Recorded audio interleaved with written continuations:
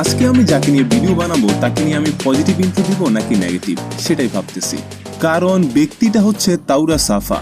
আমি তো নিজ থেকে কিছু বলবো না, তিনি যা করেছে তাকে নিয়ে যে সমস্ত কথাবার্তা চলমান আছে, প্রচলিত আছে, আমি তা নিয়ে কথা বলার চেষ্টা করব। তাওরা সাফা বাংলা র্যাপের শুরুর থেকে বেশ ভালো ভূমিকা পালন করেই আসছিলেন। মনে রাখার মতো, কথা বলার মতো তার বেশ কিছু গানও রয়েছে। সে গানের মানে, লিরিক্স একবার শুনে কখনোই বুঝতে পারবেন না।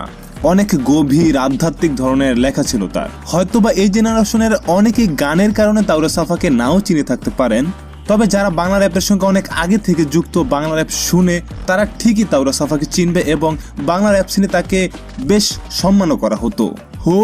শব্দটা ব্যবহার করার কারণ আশা করি আপনারা এতক্ষণে জানেন বা এতদিনে জেনেই গেছেন। আমি আগেও বলেছি এবং এখনো বলছি, সম্রাট সিজ এবং সেজানের মধ্যে তাদের মাঝে যে র্যাপ ব্যাটেলটা হয়েছে, এখানে গিরিঙ্গিবাজের ভূমিকা পালন করেছে আমাদের এই বড় ভাই।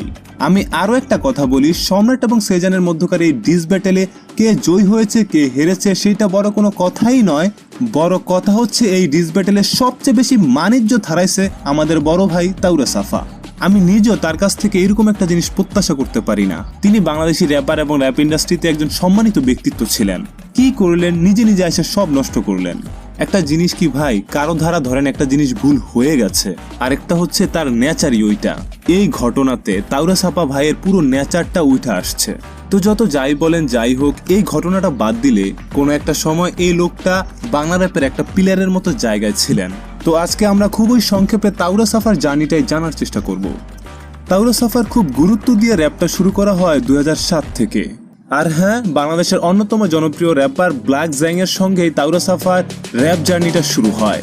তারা তখন একটি র্যাপ গ্রুপ গঠন করে যেটির নাম ছিল আপটাউন লোকালস। আপনারা আশা করি মোটামুটি সকলেই চেনার কথা বা জানার কথা। তো তাদের গ্রুপের সদস্য ছিল ব্ল্যাক জ্যাং, তাওরা সাফা, বিগেস্ট পেইড এবং মিস্টার ফ্লেস। 2008 সালে তাদের এই গ্রুপটি গঠন করা হলো। 2009 সালে তাদের পূর্ণাঙ্গ অ্যালবামটি আসে, যেটির নাম ছিল কাহিনী সিনপার্ট। কাহিনী সিনপার্ট র্যাপ অ্যালবামটা কিন্তু বাংলাদেশের র্যাপ ইন্ডাস্ট্রির অনেকটাই জনপ্রিয়, আলোচিত, সমালোচিত একটা র্যাপ অ্যালবাম। এই অ্যালবামের বেশ কয়েকটা জনপ্রিয় গান রয়েছে। তো তাদের অ্যালবামে মোট 11টি গান ছিল। গানগুলো কাহিনী সিনপার্ট, সিভিল সমাজ, পিস্তলের জীবন, লোকাল সাইড, হিসাবের কথা, ঢাকা, বাংলা র্যাপ, টান তুই টান, টাসিখারা, উৎসাই জিন্দেগি এবং এই মামা এই।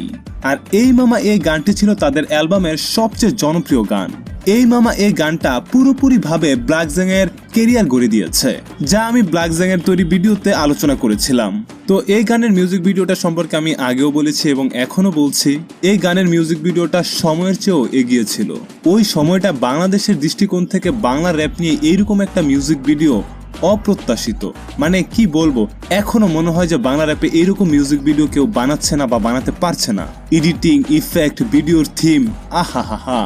2009 সালে আপটাউন লোকালসের এইরকম একটা অ্যালবাম তাদেরকে র্যাপার হিসেবে একটা স্বীকৃতি এনে দেয়। একটা বিষয় কি, এই অ্যালবামটা ব্ল্যাক জ্যাংকে পুরো দেশব্যাপী যে জনপ্রিয়তাটা বা পরিচয়টা এনে দিয়েছিল, তাওরা সাফার বেলায় কিন্তু এমনটা ঘটেনি। তাওরা সাফা যে এই অ্যালবামের একটা সদস্য ছিল, সেই হিসাবে মানুষ খুব বেশি মানুষের কাছে এটা ছড়ায় নাই আর কি। এটার একটা বিশেষ কারণ আমার কাছে মনে হয়, এই অ্যালবামের সবচেয়ে জনপ্রিয় গানটা ছিল এই মামা এই। আর এই গানটাতে তাওরা সাফার তেমন কোনো বার্সই ছিল না। একইভাবে তাকে মিউজিক ভিডিওতে তেমন ভাবে দেখা যায় নাই। আমি আসলেই জানি না এর পেছনের কারণটা আসলে কি। ওই গানটাতে কেন তাওরা সাফার বার্স ছিল না, কিংবা মিউজিক ভিডিওতে তিনি কেন ছিল না ওইভাবে। যদি ওই মিউজিক ভিডিওটাতে, ওই গানটাতে যদি তিনি থাকতো, তাহলে তার জনপ্রিয়তাটা ওই সময় আরো বেশি ব্যাপকভাবে ছড়ায় পড়তো আর কি।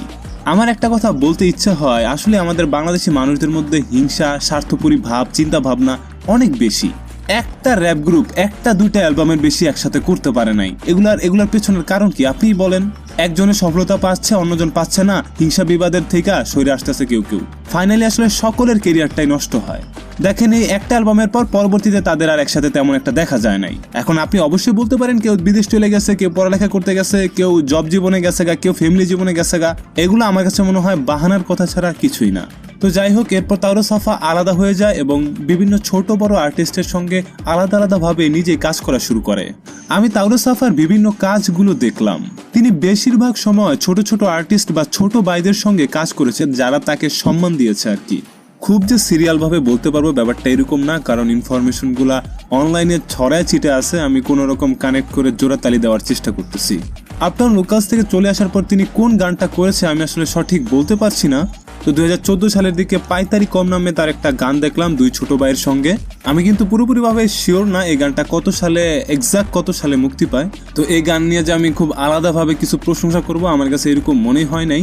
এবং তাওরা সাফা সম্রাট সিদের সঙ্গেও কাজ করেছে, এটা আপনারা সকলেই জানেন। এই গানগুলো বেশ ভালো, লিরিক্সগুলো বেশ চিন্তা করার মতো কিছু লিরিক্স আছে এইসব জায়গায়। যেমন বুড়াদুরা গানটা বেশ ভালোই লাগলো আমার কাছে, এবং গানের এই পর্যায়টা এতটুকু আপনি একটু শোনেন।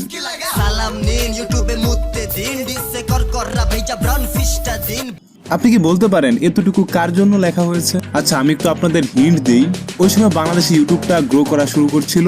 আরো একটা গান শোডাউন, যেখানে অনেকগুলো আর্টিস্ট একসঙ্গে কাজ করেছিল, যেখানে তাওরা সাফা, মিস্টার জাজ, MC ইম্যাক, রিয়েল স্টর্ম এবং সম্রাট সিদ ছিলেন। গানটা খুবই ডেঞ্জারাস, মারাত্মক, খুবই ভালো ছিল আর কি, এক কথায় চাইলে শুনে আসতে পারেন আর কি। গভীর নামে তার আরো একটা গান দেখলাম 2017 সালে পাবলিশ করা। আই ডোন্ট নো এটা অরিজিনাল ডেট কবে। আমি বাংলাদেশের পুরাতন র্যাপারদের মধ্যে এই সমস্যাটা দেখলাম, তারা গান গেয়েছে, ভালো গান বানিয়েছে, সেগুলোকে খুব ভালোভাবে উপস্থাপনই করে নাই। আপনি যখন বাংলাদেশের পুরাতন আর্টিস্টের গান খুঁজে বের করতে যাবেন, দেখবেন যে বিভিন্নভাবে বিভিন্ন গান ছড়ায় ছিটে আছে, অথচ এই গানগুলোকে তারা একটা জায়গায় সিরিয়াল ওয়াইজ আনতে পারে নাই, বা একটা জায়গা থেকে আপনি খুঁজে পাবেন এরকম কোনো সুযোগ নাই। এবং আরো একটা বিষয় কি, অনেক আর্টিস্টের অনেক গান আছে যা অনলাইনে আপনি খুঁজেও পাবেন না। আপনি জেনেও থাকতে পারেন কিংবা জেনে অবাকও হতে পারেন, বাংলাদেশের অন্যতম র্যাপ অ্যালবাম জালালি সেটের সঙ্গে তাওরা সাফা কানেক্টেড ছিল। এবং 2023 সালে কোক স্টুডিওর একটা কনসার্টে জালালি সেটের সঙ্গে তাওরা সাফাকে পারফর্ম করতেও দেখা যায়। জালালি সেটের অ্যালবাম লেভেল 13 এলাকা গানটায় ছিলেন তাওরা সাফা, স্কিপ খান এবং MC মাগস। জালালি সেটের অফিসিয়াল অ্যালবাম থেকে তাওরা সাফার বার্সগুলো কেটে দেওয়া হয়। নিশ্চিত কোনো গন্ডগোল আছে, সবসময় কেন তাওরা সাফার সাথেই এরকমটা ঘটে ভাই? দেখেন, জালালি সেটের অ্যালবাম লেভেল 13 বিভিন্ন গান থেকে তাওরা সাফার বার্স কেটে দেওয়া হয়েছে। আরো দুই একটাতে যদি তার বার্স থেকে থাকতো তাহলে এখন অবাক হব না। তো আমার প্রশ্নটা হচ্ছে, তাওরা সাফার সঙ্গে কেন খুব আগে থেকে এরকম ঘটনা ঘটে আসতেছে? আমি ব্যক্তিগতভাবে বলি, আমি যেটা অবজার্ভ করলাম, জালালি সেটের বেশ কয়েকটা গানেই তাওরা সাফার বার্স ছিল, তাদের মাঝে হয়তোবা কোনো একটা গন্ডগোল হয় এবং তার বার্সটা কেটে দেওয়া হয় তখন। তো পরবর্তীতে এমনও ঘটনা ঘটেছে ভাই, কোক স্টুডিওতে তারা পারফর্ম করতে গিয়েছিল এবং তাওরা সাফাকেও সেখানে নেওয়া হয়েছিল, কিন্তু ভার্সের সময় নাকি তাওরা সাফার মাইক বন্ধ করে রাখা হয়েছিল। ভাই বিশ্বাস করেন, বাংলা র্যাপের মধ্যে এত পরিমাণে গিরিঙ্গি, কেডা ভালো কেডা খারাপ আপনি কারো পক্ষই নিতে পারবেন না। সেটা MC মাগস, সাফায়েত, তাওরা সাফা, ব্ল্যাক জ্যাং, MC শেখ কিংবা স্কিপ খানি হোক। তো এতক্ষণ এলোমেলো অনেক খুচরা খাচরা গানের কথা বললাম, এগুলো বললে আমি নিজেও মজা পাই নাই, আপনারাও মজা পান নাই। এবার তাওরা সাফার ইউটিউবের অফিসিয়াল কিছু গান নিয়ে কথা বলার চেষ্টা করি। একেবারে প্রথম গানটাই হচ্ছে ভবের বাত্তি নামে। যে শব্দ বা বাক্য দিয়ে এই গানটার বার্স শুরু করেছে, নিজ সন্দেহে এই গানটা আধ্যাত্মিক ধর্মী। আমি আপনাদের একটা জিনিস বোঝা দেই, তাওরা সাফা এই গানটা শুরু করে আলিফ লাম মিম দিয়ে। এই আলিফ লাম মিম হচ্ছে কোরআনের একটা মজিজা। বিভিন্ন ব্যাখ্যায় বলা হয়েছে এর প্রাকৃত অর্থ একমাত্র আল্লাহ তাআলাই জানেন। তবে দাজ্জালি ফিতনার জন্য তৈরি বিভিন্ন সংগঠন এর একটা ভিন্ন মিনিং বের করে একটা নাম দাঁড় করিয়েছে, যেটা হচ্ছে ইলুমিনাটি। এবার দেখেন, আলিফ লাম মিম ইলুমিনাটি। এত ডিপ আলোচনা আপনাদের সঙ্গে না করাটাই ভালো মনে করি। তো এগুলা জানেন, সতর্ক হন, এবং বাকিটা আপনার দায়িত্ব। আপনি খোঁটা বের করেন এবং নিজের ইমানকে মজবুত করেন। তো তাওরা সাফা তার গানটা এত রহস্যময় একটা ওয়ার্ড বা বাক্য দিয়েই শুরু করলেন, যে যার অর্থ একমাত্র আল্লাহ তাআলাই জানেন। গানটা আপনি শুনেন, এখানে আরো অনেক ওয়ার্ড বাক্য এরকম ব্যবহার করা হয়েছে, পুরোপুরিভাবে আধ্যাত্মিক। এই গানটা যাত্রার কাছে বা বেশিরভাগ মানুষের কাছে হাবিজাবি মনে হয়, তবে তিনি এই গানটাতে খুবই ডিপ আধ্যাত্মিক ধর্মীয় আলোচনা করেছে। বিষয়টা আসলে কি, তিনি বেশিরভাগ ধর্মের আধ্যাত্মিক বিষয়গুলো এই গানটাতে তুলে ধরার চেষ্টা করেছে। তবে তার নিজস্ব কোনো উদ্দেশ্য ছিল বলে আমার কাছে মনে হয় নাই। হয়তোবা তার উদ্দেশ্য ছিল একটা আধ্যাত্মিক ভাই বাইনা গানটা তৈরি করা। এর পরের গানটা ছিল দেখা ভব। গানটাতে ভিন্ন রূপে নিজেকে তুলে ধরেন তাওরা সাফা, এবং সম্রাট সিদের পারফরমেন্সও ছিল প্রশংসনীয়। এইটাও ছিল একটা আধ্যাত্মিক ধর্মী গান। তবে আরো একজন আর্টিস্ট ছিল শকড নামে। তাওরা সাফার এর পরের গানটা ছিল হাউ মাউকাউ। তার অন্যান্য গানের মিউজিক ভিডিও অনুসারে এই গানটার মিউজিক ভিডিও ছিল বেশ প্রশংসনীয়। এরপর তার আরো একটা বার্স দেখি কারবালা নামে, এটি তিনি নর্মালি ফোনের ক্যামেরাতে রেকর্ড করে আপলোড করেছে 1 মিনিট 25 সেকেন্ড। এরপর কক্সেস বাজার নামে কিছু একটা আনে, যেটা কক্সেস বাজার এরিয়াতে বানানো হয় আর কি। এইটা অনেকটা ডিজে ধর্মীর কিছু একটা ছিল, তবে র্যাপ গান এটারে কোয়া যাইব নাকি আমি সেটাই ভাবতেছি। তিনি কি কইছে না কইছে এগুলা বুঝার কোনো উপায় নাই, তবে বিটটা খুব ভালো ছিল। এর পরের গানটা ছিল আমরণ।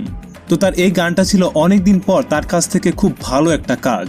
আমি আপনাকে বলি, তার বেশিরভাগ ভালো গানই ছিল আধ্যাত্মিক ধর্মী। হ্যাঁ, এইটাও আধ্যাত্মিক ধর্মী ছিল। তার নিজের ইউটিউব চ্যানেলে যে সমস্ত গানগুলোর কথা এতক্ষণ বললাম, তা বেশিরভাগই 2016 থেকে 17 সালের মধ্যে, প্রায় 7-8 বছরের আগের কথা। তো এরপর বলা যায় তিনি একেবারে নাই হয়ে গেছে, কোনো খোঁজ খবরই নাই। তো এই সময়কাল পর্যন্ত তার বিভিন্ন কাজ বা সকল কাজ দেখে আমার ব্যক্তিগত একটা ওপিনিয়ন তৈরি হয়েছে, যেটা আমি এখন দিব। আমার কাছে মনে হচ্ছে তিনি পীর আউলিয়া মাজার শ্রেণীর মানুষ থেকে খুব বেশি অনুপ্রাণিত।